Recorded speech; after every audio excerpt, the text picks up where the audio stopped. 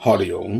অখণ্ড সংহিতা অথবা পরম পূজ্যপাদ শ্রী শ্রী স্বামী স্বরূপানন্দ পরমহংস দেবের উপদেশ বাণী, চতুর্থ খণ্ড। দম্পতির শিশু মৃত্যু নিবারণের উপায়। অপর একজন প্রশ্ন করিলেন, শিশু মৃত্যু নিবারণের উপায় কি? শ্রী শ্রী বাবামণি, স্বামী স্ত্রীর সংযমই এর শ্রেষ্ঠ উপায়। অধিকাংশ সন্তানই পিতামাতার অসংযমের দরুন ক্ষীণায়ু হয়। দ্বিতীয় উপায় হচ্ছে দারিদ্র দূর করা। স্বামীর উপরে বোঝার মতো না হয়ে আর্থিক ব্যাপারেও যদি স্ত্রীরা নানা শিল্প কার্যের ভিতর দিয়া একটু উপার্জনশীলা হন, তাহলে দারিদ্র সমস্যারও সমাধান হবে। সুতরাং সংযম শিক্ষা এবং অন্নার্জন শিক্ষা, এই দুইটাই হচ্ছে শিশু মৃত্যু নিবারণের শ্রেষ্ঠ পন্থা।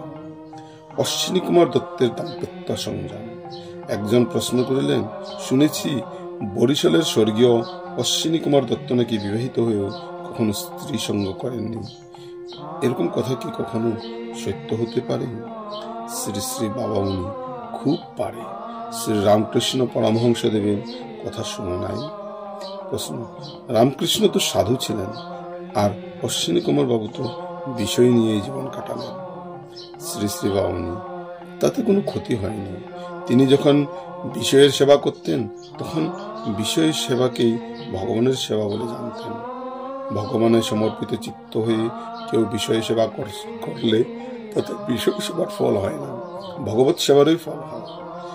তাই তাতে ইন্দ্রিয়ের উপরে অসীম কর্তৃত্ব জন্মে।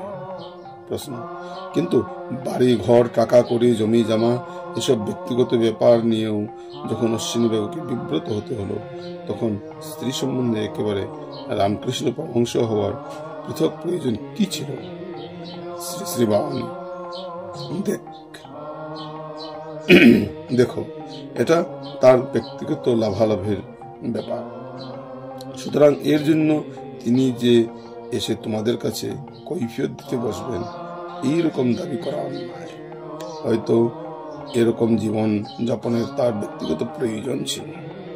তোমরা তো তার জীবন থেকে এইটুকু শিখতে পারো যে বিবাহিত হয়েও এবং সাধারণ গৃহিণীর ন্যায় আবশ্যক মতো সংসারের সকল কাজ করেও, এমনকি দেশের রাজনৈতিক আন্দোলনের বিক্ষুব্ধ তরঙ্গরাজির নেতারূপে পুরোভাগে দণ্ডায়মান হয়েও মানুষ ধর্ম বলে ইন্দ্রিয়ের উপর কর্তৃত্ব প্রতিষ্ঠা করতে পারে। অশ্বিনীবাবু পুণ্যশ্লোক পুরুষ।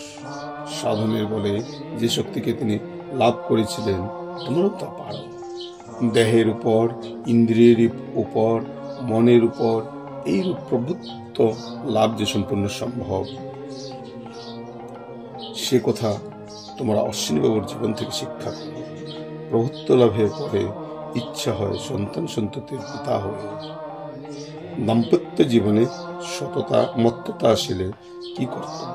দাম্পত্য জীবনে মত্ততা আসিলে কি কর্তব্য?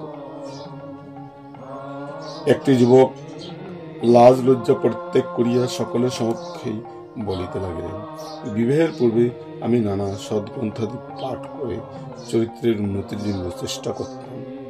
তারপরে বিবাহ করি। বিবাহের অনেক দিন পর্যন্ত ভালো হয়ে চলতে পেরেছিলাম। একদিন কি কুবুদ্ধি এলো, আমি স্ত্রীকে উপযুক্ত শিক্ষা দীক্ষা না দিয়ে পশুবৎ চলতে লাগলাম। সেই অবধি আমার চরিত্রে যে পতন এসেছে তা বলবার ভাষা পাই না। আমি দিন দিন অধঃপতনের দিকে গড়িয়ে যাচ্ছি। আমার উপায় কি? স্ত্রী আমাকে রক্ষা করে না, বরং আমার ধ্বংসেরই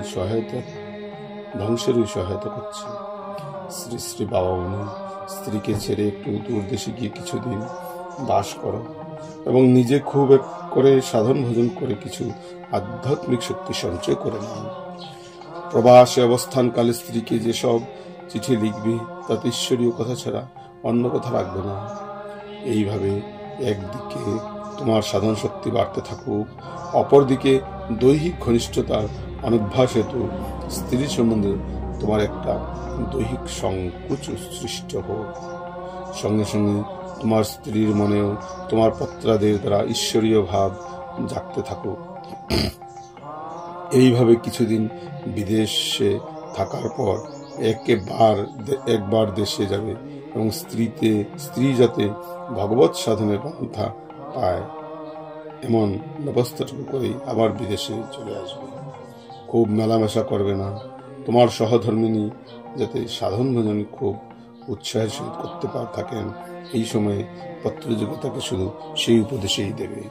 অন্য বাজে কথা বাদ দেবে, নিজেও সাধন ভজনে খুব করবে।